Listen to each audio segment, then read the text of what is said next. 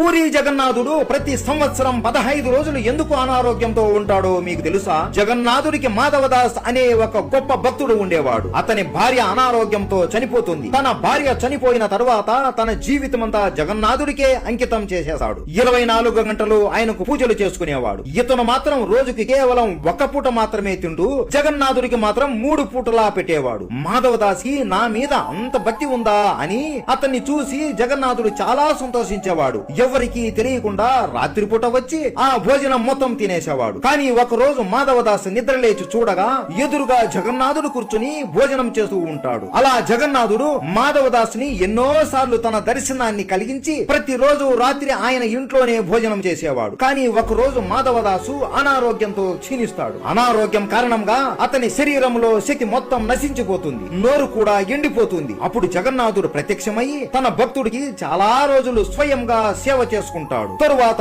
మాధవదాసుకి స్పృహ వచ్చినప్పుడు తరువాత ఎలా అడుగుతాడు, ప్రభువా నువ్వు 3 లోకాలకి నాయకుడివి కదా, మరి నా రోగాన్ని ఒకసారిగా ఎందుకు నయం చేయలేకపోయారు? ఇలా చేసి ఉంటే నాకు ఇన్ని రోజులు సేవ చేయాల్సిన అవసరం వచ్చేది కాదు కదా అని అడుగుతాడు. అప్పుడు జగన్నాథుడు నవ్వుతూ, ఓ మాధవ, ఈ జన్మలో నీవు ఈ దుఃఖాన్ని అనుభవించకపోతే నువ్వు మరో జన్మలో మళ్ళీ ఈ దుఃఖాన్ని తీసుకోవాల్సి వచ్చేది. నా భక్తుడు కష్టపడేది నేను అస్సలు చూడలేను. నీకు ఇంకా 15 రోజుల సమయం ఉంది, కానీ మిగిలిన దుఃఖాన్ని నాపై వేసుకుంటాను అని అంటాడు. ఈ కారణంగా జగన్నాథుడు ఇప్పటికీ కూడా ప్రతి సంవత్సరం 15 రోజులు అనారోగ్యానికి గురవుతాడు. ఆ సమయంలో ఎంత ప్రసాదం పెట్టినా జగన్నాథుడు అస్సలు స్వీకరించడు. అందరూ జై జగన్నాథ అని కామెంట్ చేసి సబ్స్క్రైబ్ చేసుకోండి.